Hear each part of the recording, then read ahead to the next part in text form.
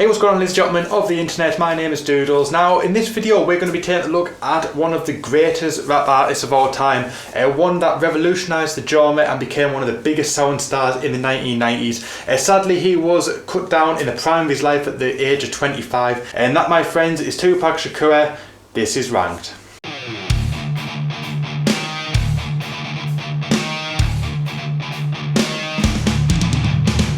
I see no changes. Wake up in the morning and I ask myself, is life worth living? Should I fix myself? Now for this video, we're going to be taking a look at his studio albums. We're going to be keeping the House of Blues out and then the compilation albums such as the greatest hits, but everything else, including the Tupac and the Outlaws album, will be remaining, but just ones that he's appeared on maybe one or two tracks and isn't the main featured artist we're going to be leaving off this list. So without further ado, this is number 13. Everybody needs to chill. So coming at last place is Pac's Life, released in 2006. This was the final album to be released under the Tupac name. Tupac actually released more albums while dead than alive, but this one was just one final nail in the coffin and one final cash grab for his name, and it really did tarnish his legacy. There's no standout tracks, at least in my opinion, on this album. Even with some poor albums, there's always one or two songs that you can gravitate towards and find enjoyable, but this one is nothing that really stands out at all, and in my opinion it just tarnished Tupac's legacy, and I think his legacy would have been a lot better had this album not been released. But what you're going to do when there's money to be made, people are going to make it.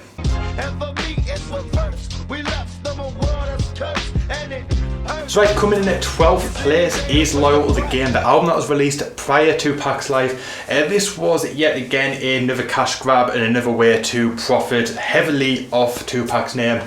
It is overproduced hip-hop music. It was produced by Eminem, and as much as I like him as an artist, I think he really should have been kept away from Tupac stuff. If he was going to keep it original or closer to the original source material, he should have really just kept away from it. However, there is one standout track that features Elton John, and that is called Ghetto Gospel. This song, despite the fact that I personally don't like it that much, was one that turned a lot of new fans onto Tupac's music. This one, around like sort of 2004, 2005, was played so much on TV. I remember seeing it pretty much every time I flicked through the music channels. That song was always on, and apart from seeing changes on the music channels back in the day, this was like the first Tupac song that I actually heard, and although I'm not a massive fan, it did bring a lot of new people to his music, so that's always one good thing. So that's probably the only good thing about this album.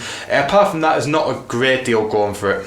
Since a nigga was a seed, only thing promised to me was the penitentiary. Still ballin', riding on these niggas cause they lame. In a 6-1 Chevy, still heavy in this gang. Can you feel me? So right, coming in at number 11 is Better Days. Released in 2002, this album was comprised mainly of Machiavelli Death Row era songs, and overall I've got to say the album was not bad. There's a few really good songs on it, but overall the album's not that enjoyable to listen to from start to finish. The album intro track heavily plays on the conspiracy theories that Tupac Shakur might still be alive. A news reporter comments on the fact that new albums are being released despite the fact that he's dead. So that was pretty cool to see. There's some standout tracks including Still Ballin', Fuck 'Em All. There's a couple of collaborations with the likes of Gaddafi, who was Tupac's cousin, who was shot and killed shortly after Tupac died. And he's a classic Tupac ballad, Thug's Mansion, on the album also. Overall, it's not a bad album, but apart from the sort of 3 or 4 standout tracks on the album, there's not a great deal coming for it. But those 3 or 4 songs are definitely worth checking out either way. My homies drinking liquor, tears in everybody's eyes. Niggas cried to mourn the homies' homicide, but I can't cry, instead I'm just a shoulder. So right, coming in at number 10 is Thug Life Volume 1, the only album released under the Thug Life name. Thug Life was the original incarnation of the Outlaws, who later on in the Death Row era became heavily involved in Tupac's solo work, and obviously they had their collaborative stuff together, such as the Tupac and Outlaw Story of Eyez album. There's a few standout tracks from the album, including Bury Me a G, How Long Will They Maul Me, and Pour Out a Little Liquor. The original album was scrapped for being too controversial and had to be re-recorded, and a lot of the stuff that was taken out of the album still remains unreleased. Volume 2 was planned to be released, but it was never recorded due to Tupac dying in 1996. Hit the ground as a nigga dash. On my ass, what's the motherfucking cops now?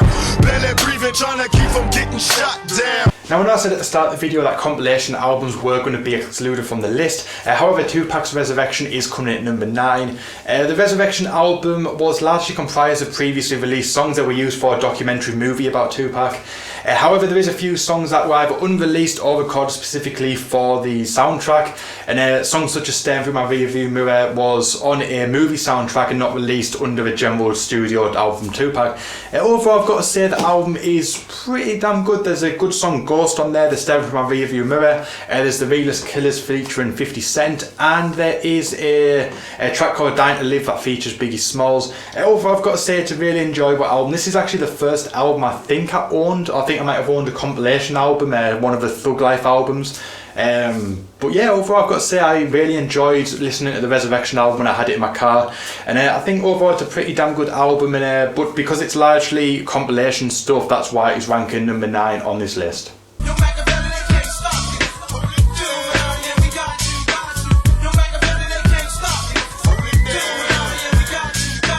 So coming in at number 8 is Still I Rise by Tupac and the Outlaws.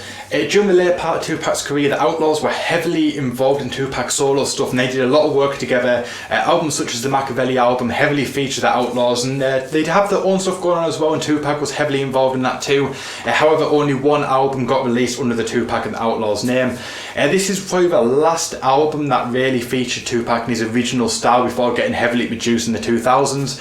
Some standout tracks include Illuminati, Letter to the President and Secrets of War. Overall, I've got to say, if you want some sort of classic Tupac style stuff and a bit more of the aggressive Machiavelli Death Row era stuff, Still I Rise is a pretty damn good album for that, and I think you guys will enjoy those standout songs if you go check them out. Blast, tell me homie what you see now. A blind man in a dead body. I'm ready to leave town and get my cash though. Hook up with Castro, homie at the blast from the task force. So coming in at number 7 is Until the End of Time, released in 2001. This album is mainly made up of Death Row era stuff, and although it is generally remixed, a lot of it still sort of stays true to the original versions of the song, just a lot better produced, because a lot of the songs were just in demo form, so they've been reproduced just to make them sound better. Like I said with the Still I Rise, that was one of the last albums that kept the original feel. This largely keeps the original feel for the Tupac albums, because it's still released under the Death Row banner. Some standout tracks for the album include Ballad of a Dead Soldier, Letter to My Unborn, All Out and Until the End of Time. I've got to say, for two aggressive Death Row era songs, Ballad of a Dead Soldier and All Out are absolutely fantastic. Ballad of a Dead Soldier is the opening track for the album and without a doubt my favourite from the album.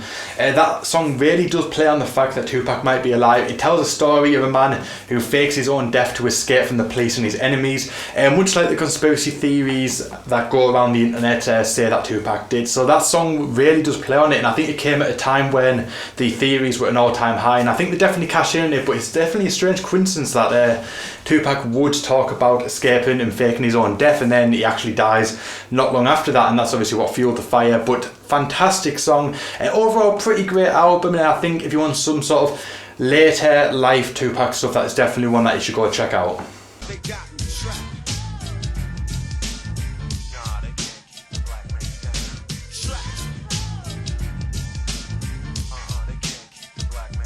Up next is Tupac's debut album, released in 1991, called Tupacalypse Now. This album gives listeners a glimpse into the life of a young black man in New York City. Tupac deals with topics such as police brutality, teenage pregnancy, being poor and living in the ghetto, amongst many other things. Some standout tracks for the album include Trapped, I Don't Give a Fuck and Brenda's Got a Baby. And although this album didn't catapult him to the heights that he reached later in his career, it definitely pricked the ears of many listeners, and it's really good to get a glimpse into the early career of Tupac and where he was at that moment in time.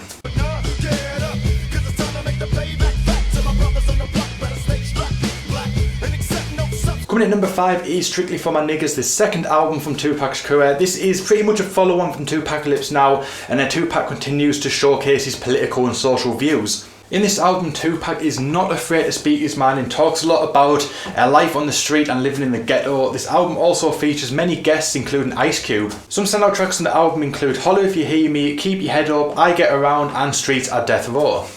I wake up in the morning and I ask myself, is life worth living? Should I blast myself? I'm tired of being poor and even worse, I'm black. My stomach hurts, so I'm looking for a purpose. So coming in at number 4 is Eyez Still Down, the first album to be released without Tupac's creative input. Released in 1997, it comprises of pre-Death Row era songs, and it's evident because you can hear Tupac's more raw vocal style. So while not as strong as some of the albums that was released while I was alive, there's still some pretty good standout tracks on it, including I Wonder If Heaven's Got a Ghetto, Hellraiser, Definition of a Thug Nigga, and 16 on Death Row. And who thinking elementary? Hey, I see the penitentiary one day. Running from the police, that's right.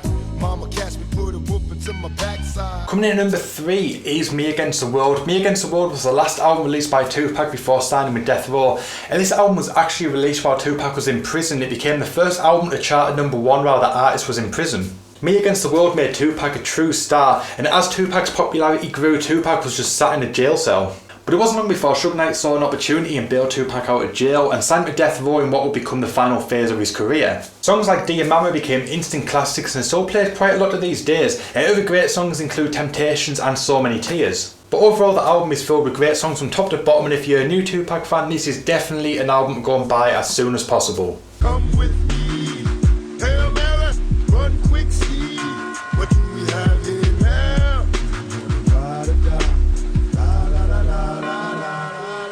Coming in at number 2 is the final album that Tupac worked on while he was alive, and the first to be released under his new stage name Machiavelli. The album title was actually quite confusing. The full album title is The Don Illuminati 7-Day Theory, which wasn't what it was actually meant to be, but the album title got messed up after Tupac died. I believe the album was actually meant to be titled Machiavelli the Don as the artist's name, Illuminati the 7-Day Theory. The album name is often shortened to the 7-Day Theory or the Machiavelli album. The album was recorded and mixed in just 7 days in early August. It took 3 days to track the vocals and 4 days to mix it. When it comes to standout tracks for the album, pretty much all of them are really good songs, but the true standout tracks for me are tracks 1 to 6 and the final song on the album, which is called Against All Odds. Track 1 to 6 is Bomb First, Hail Mary, Toss It Up, Live and Die in LA, Blasphemy and Life of an Outlaw. The album did nothing but fuel the fire for conspiracy theorists out there. Tupac died 7 days after being shot, and the 7-Day Theory largely played on the idea that Tupac changed his name to Machiavelli and would fake his own death in order to escape his enemies. Tupac's alias Machiavelli is actually a play on the name of Niccolo Machiavelli, which was an Italian diplomat and writer who talks about in one of his books about faking your own death to fool your enemies. This is actually commonly misunderstood and taken out of context by internet conspiracy theorists, in that Niccolo Machiavelli actually faked his own death to fool his enemies, which was not true. Many people believe this is what Tupac was doing, but after 20 years I think his enemies have been fooled enough, and if he was still alive I think he would have shown up by now, because I'm sure that Puff Daddy and that is still not after him.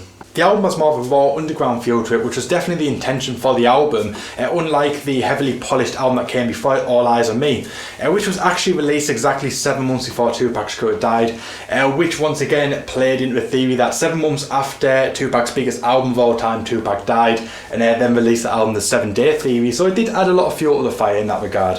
On a personal note, the Machiavelli album is by far my favourite Tupac album, but it was his album before that, All Eyez on Me, that really made him a true megastar, and it became one of the best selling albums of all time. So coming in at number 1, All Eyez on Me. Out on bail, fresh out of jail, California dreaming. Soon as I step on the scene, I'm hearing hoochie screaming, fiending for money and alcohol, the life of a West. Right, so taking the top spot in number 1 place is All Eyez on Me, the final album that was released while Tupac Shakur was still alive. This album was released shortly after Suge Knight bailed Tupac out of prison and signed him to Death Row, and this album went on to become the very first hip-hop double album. The album was met with widespread critical acclaim and has shipped over 10 million copies in the US alone. This album was without a doubt the most polished album that Tupac has ever done. The album features a whole load of guests including the Outlaws, Dr. Dre, Snoop Dogg, Redman, Method Man and many others. This album spawned quite a few hit songs, including most famously California Love, as well as 2 of America's Most Wanted, I Ain't Mad At Ya and How Do You Want It. Now some other great songs on the album include Ambitions of a Rider, which many people recognise from the GTA 5 soundtrack, as well as All About You and All Eyez on Me.